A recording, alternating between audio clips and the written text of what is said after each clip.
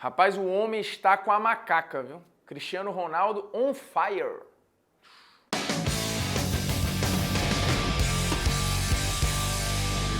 Fala moçada, beleza? Polêmicas vazias na área, de novo polêmicas surpresa, polêmicas de Copa. Durante o Mundial da Rússia é assim, aconteceu um jogo relevante, um episódio importante, tem polêmicas vazias. E claro, Cristiano Ronaldo decidiu de novo. Portugal, sem jogar melhor que Marrocos, venceu por 1-0, graças ao seu camisa 7. Já são 4 gols em 2 jogos, 3 gols contra a Espanha, 1 gol contra Marrocos. Cristiano, que até então tinha 3 gols em Copas, só nessa já tem 4, né? Lembrando, Cristiano fez gol na Copa de 2006, na Copa de 2010, na Copa de 2014 e agora na Copa de 2018, ou seja, fazendo gols em todas as Copas que disputou em 4 edições seguidas de Mundial. O número é impressionante. Mas a pergunta que fica é, Cristiano Ronaldo já é o melhor jogador europeu de todos os tempos? E eu explico por quê. O gol que ele marca contra Marrocos é o seu gol de número 85 com a camisa de Portugal, o que o torna o maior artilheiro de uma seleção europeia em todos os tempos. Ele deixou para trás Puskás, que tinha 84. Somado a tudo o que Cristiano já faz na carreira e tem feito neste Mundial, surge a pergunta: este dado transforma Cristiano Ronaldo no melhor jogador europeu de todos os tempos? A disputa é acirradíssima, com nomes gigantescos. Porque vamos lá, na história do futebol europeu, você tem nomes como Zidane, Platini, Beckenbauer, Eusébio, Puskás, Iniesta, Xavi, todos disputando este posto. E o Cristiano Ronaldo, que já vem deixando uma turma para trás há muito tempo, em nível de atuação, em conquistas e, óbvio, em números, que é o que ele entende muito bem. E por falar nisso, logo no começo do Polêmicas, a gente já mata aqui nossa dica cultural. Cristiano Ronaldo, a perfeição é o limite. Esse livro já está na sua 2ª edição, foi lançado em 2012, mas já tem atualização. Se você quiser, pode encontrar, por exemplo, na Saraiva, tem para comprar pela internet, não é barato, porque, salvo engano, vem de fora. E é assinado pelo Lucas Cassioli, que já fez outras grandes biografias, já escreveu, por exemplo, um livro sobre Lionel Messi. E essa biografia do Cristiano Ronaldo foca, obviamente, no lado profissional, mas fala muito do lado pessoal, da construção do personagem Cristiano Ronaldo, o que fez Cristiano Ronaldo ser tão obcecado pela perfeição, não admitir erros, e por isso, na idade que tem, o Cristiano Ronaldo consegue os feitos que consegue. Consegue, por exemplo, jogar até aqui a melhor Copa disparado da carreira, mesmo aos 33 anos. O Cristiano fez uma boa Copa de 2006, ainda garoto, levando Portugal até a semifinal de um Mundial, fazendo uma outra função, uma geração que tinha nomes para dividir o protagonismo. O Cristiano surgia ali como um nome para o futuro, mas de qualquer maneira ele pegou parte do protagonismo e dividiu com Rui Costa, com Figo, com outros nomes muito importantes, e fez uma campanha histórica com Portugal, que já tinha feito uma campanha de semifinal também em 1966 com o Eusébio, que mesmo nascido em Moçambique é considerado um jogador europeu, e que, digo, Cristiano já deixou para trás. Já fizemos um Polêmicas Vazias desse, específico de Cristiano Ronaldo, assim que o Cristiano Ronaldo ganhou a Eurocopa de 2016. Mas seguindo aqui, o Beckenbauer é um cara que tem um patamar altíssimo no futebol europeu, porém a comparação em termos de talento com o Cristiano Ronaldo chega a ser covardia, um cara que disputa uma outra função. Se nós contextualizarmos o período, o Beckenbauer é considerado até hoje o melhor e maior jogador alemão de todos os tempos, mas uma outra cultura futebolística, um cara que dominou final dos anos 60 e basicamente os anos 70, ganhando tudo pelo Bayern de Munique, sendo campeão do mundo, comandando a Alemanha, mas fazendo um outro papel, né? O Beckenbauer é até hoje a referência de líbero, o cara que fazia saída de jogo, que organizava tudo o que acontecia na transição ofensiva do time da Alemanha, mas obviamente em termos de talento não há comparação, né? Um cara muito menos decisivo que o Cristiano Ronaldo. No imaginário você tem um tamanho para o Beckenbauer, mas o Cristiano Ronaldo você vai ter memórias muito mais decisivas, muito mais gigantescas do Cristiano do que em relação ao Beckenbauer, que ganhou 3 edições de Bola de Ouro, por exemplo, mas o Cristiano Ronaldo já tem mais que isso, e tem muito mais prêmios individuais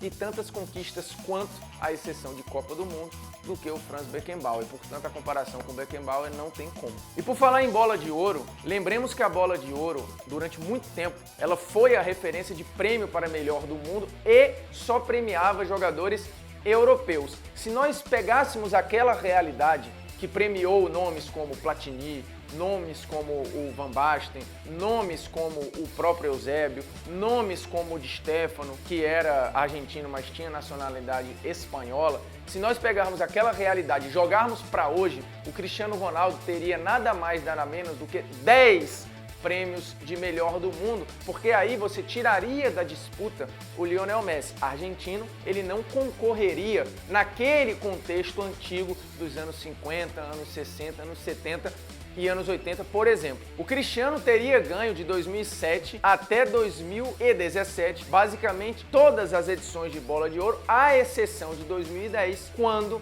o Iniesta teria vencido, né? Lembrando que naquele ano concorreram ao prêmio Messi, Iniesta e Xavi.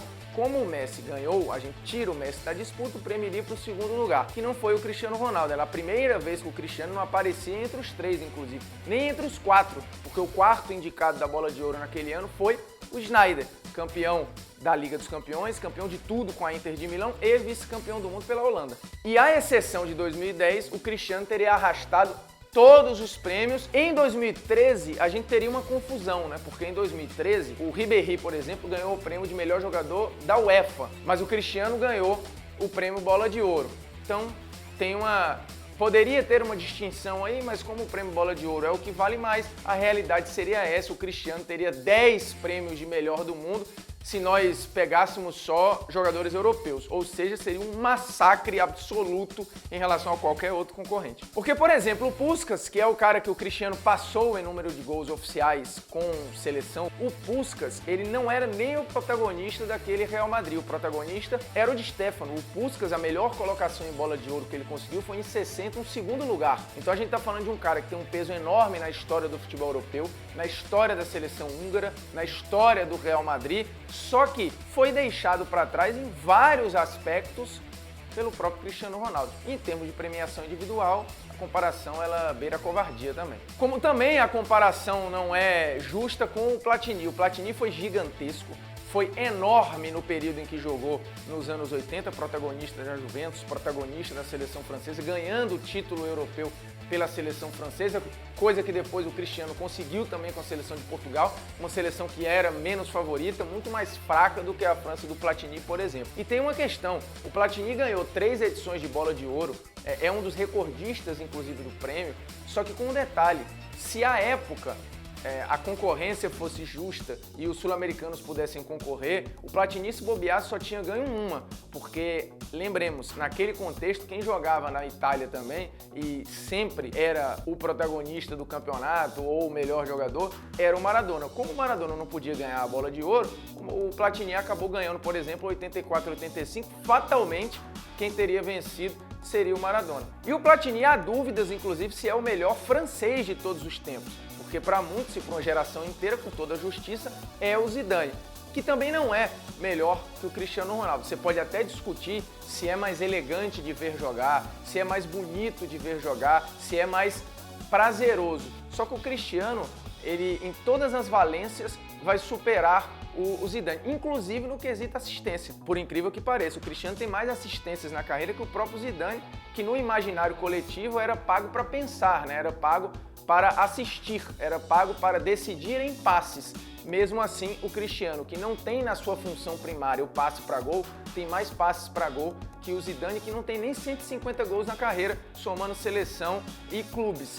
A melhor temporada da carreira do Zidane em termos de efetividade de gol foi 9-4-9-5 pelo Bordeaux, quando ele faz 19 gols. Para você ver a discrepância, né? As temporadas ruins do Cristiano Ronaldo, ele tá aí metendo 40 gols, 45, 30 e poucos, enfim. E aí a grande questão é, Em relação a Johan Cruyff, se há um europeu que pode concorrer ou brigar com o Cristiano Ronaldo, este europeu é Johan Cruyff, porque ele vai somar números extremamente relevantes, um domínio grande na sua época, talento absurdo, com efetividade, com conquistas, com o domínio de uma época e com versatilidade. Porém, o Cruyff não chegou a 350 gols na carreira, né? O Cruyff não foi campeão pela Holanda, o Cruyff tem conquistas muito relevantes pelos clubes. O Cruyff teve um domínio europeu nos anos 70 pelo Ajax, mas um domínio este que nos anos 2010 o Cristiano também tem pelo Real Madrid. Lembremos, o Cristiano Ronaldo é o recordista da era Champions, ninguém foi pentacampeão, e na história, se você somar a era Champions com a era Liga dos Campeões da Europa, o Cristiano já é o segundo maior vencedor, portanto é um cara enorme em todos os cenários que você olhar. Ele não teve ou não proporcionou uma revolução tática como proporcionou o Johan Cruyff, mas a questão é, o que ele executa melhor ou pior que o Johan Cruyff? Executa melhor, porque o Cruyff era um cara que construía, criava e executava jogadas, porém com menos efetividade que o Cristiano Ronaldo. Apesar de em 1974 o Cruyff ter feito uma Copa quase perfeita, né? A perfeição não veio porque ele não foi campeão do mundo. O Cruyff fez 7 jogos e deu 3 gols, e deu 3 assistências e fez 3 gols. Além de ter sido o jogador que mais efetuou passes certos naquela Copa do Mundo e que mais efetuou dribles certos naquela Copa do Mundo. Portanto, ele controlou o jogo, desequilibrou as defesas coletiva e individualmente, além de ter sido decisivo. Mas, por um detalhe na final, acabou não sendo campeão. Talvez o Cruyff campeão do mundo, a gente estivesse falando de um outro patamar de jogador aqui. O Cristiano Ronaldo é um cara que fora da área funcionou e continua funcionando porque faz uma Copa, e se você pegar os mapas de ação do Cristiano, ele está indo muito fora da área, ajudar a construir as jogadas, iniciando as jogadas do lado e executando dentro da área, ou seja, um cara que tem preenchido o campo de uma maneira muito precisa, apesar de não ser um grande controlador de jogo, apesar de não ser um grande pensador do jogo, o Cristiano na seleção portuguesa tem conseguido ser um cara que ajuda ao meio-campo e consegue com uma liderança absurda, e aí sabe-se lá até onde Portugal pode ir com o Cristiano Ronaldo, que aos 33 anos, repito, faz a melhor Copa da carreira, e nenhum desses caras que a gente citou aqui, nenhum desses europeus chegou aos 33 anos nesse nível de atuação. Nenhum. E nenhum durou tanto tempo no mesmo patamar como dura Cristiano Ronaldo. É isso que faz o Cristiano o melhor europeu de todos os tempos. A questão de ser maior, aí a gente vai ter que ir na discussão da construção do personagem, que é tema para um outro programa, não para este, porque o tempo exige e temos prazos a cumprir. E uma pausa aqui para o nosso Polêmicas Aleatórias, que eu respondo já em pastel de Belém ou pastel de feira. Que disputa espetacular, eu diria. Eu juro que neste momento eu não tenho a resposta. Daqui a pouco eu vou dar um jeito. E opiniões, hein? Roda aí, porque o assunto é sério. Bem, vamos lá. Durante a Copa do Mundo viralizou o lamentável vídeo do Boceta Rosa. E aí eu cito o termo porque, enfim, todo mundo já viu esse vídeo, está nas matérias, um grupo de brasileiros rodeando uma russa e falando estes impropérios e pedindo, inclusive, para a russa repetir. Ela canta, eles pulam como se fosse um bando de adolescentes ainda em fase de amadurecimento, e a garota, coitada, canta junto sem ter a menor ideia do que está cantando. De lá para cá, várias matérias foram dissecando quem eram aquelas pessoas, inclusive uma promotora russa já denunciou aquele grupo. Na Rússia eles podem pagar multa, podem sofrer outras sanções. E aí tem muita gente falando, poxa, era só uma brincadeira, mas que bobagem. Desculpa, não é só uma brincadeira e pior ainda, não é bobagem. A situação ela é tão bizonha e está tão incutido no nosso imaginário machista e sexista que aquilo é aceitável, que as pessoas riem primeiro para depois começarem a refletir, muitas nem refletem, né? Porque acham que é uma bobagem e que faz parte. Não, não faz parte. Imagine você se fosse ali uma Copa na África e tivesse ali um africano. Você acha que aquele grupo de brasileiros estaria rodeando o africano e falando, ô, viva o rolão? Não, ninguém estaria fazendo essa palhaçada, porque não está na nossa cultura a gente ovacionar ou constranger dessa forma um homem. Nós somos acostumados a constranger uma mulher, porque a gente cresceu achando que isso é ok. E não é ok. Se os caras estão tendo a vida devassada, estão tendo a vida exposta, a garota também teve a vida dela exposta e também teve um momento de exposição que ela não pediu para ter. E ela nem sabia por que estava sendo exposta. Então os caras vão responder, seja virtualmente ou processualmente, uma irresponsabilidade, porque o ser humano quando está em conjunto ou em bando, ele age como uma manada, né? E vai num efeito quase que irracional. Então as pessoas precisam entender que essas coisas têm que parar. Eu vejo muita gente quando se fala de segurança pública, quando a gente fala do tratamento para assaltante ou dos direitos humanos, o cara fala, mas se fosse com a sua mãe, se fosse com a sua filha, você ia querer que o bandido fosse bem tratado? Enfim, eu acho esse argumento patético, porque o Estado não tem que personificar nada. Mas já que alguns usam, se ponha no lugar daquela garota e imagine se fosse sua filha, sua mãe, sua irmã, o que você estaria achando de ter a sua irmã, a sua mãe, a sua filha expostas em rede mundial, ela gritando boceta rosa, sem ter a menor ideia do que está falando, como se a boceta rosa fosse um troféu a ser exaltado mundialmente. Então fica a reflexão, ok? E o nosso polêmicas aleatórias em pastel de feira ou pastel de Belém? Bem, pastel de feira é uma entidade nacional e durante muito tempo, toda sexta-feira na minha rua era sagrado eu comer o pastel de feira. O pastel de Belém, quando eu fui a Lisboa e fui a Belém, 2 vezes inclusive, eu de fato, quando provei o pastel de Belém, eu juro que eu tive contato com algo nunca antes experimentado. E assim, é só em Belém, porque eu nunca comi um pastel de Belém, fora de Belém, que fosse igual ao pastel de Belém de Belém. E de fato o pastel de Belém é espetacular. Eu, como sou muito chegado a doce, nessa disputa ficarei com o pastel de Belém. Por mais que seja mais enjoativo, né? Pastel de feira eu aguento uns 4. Pastel de Belém eu vou em 1,5 e olha lá. E lá é bem barato, viu? Diga-se de passagem, se eu não me engano é €1. Pastel de feira aqui, meu Deus do céu. Sim, então só para encerrar oficialmente, acabou o programa, tá? Agora pode ir embora.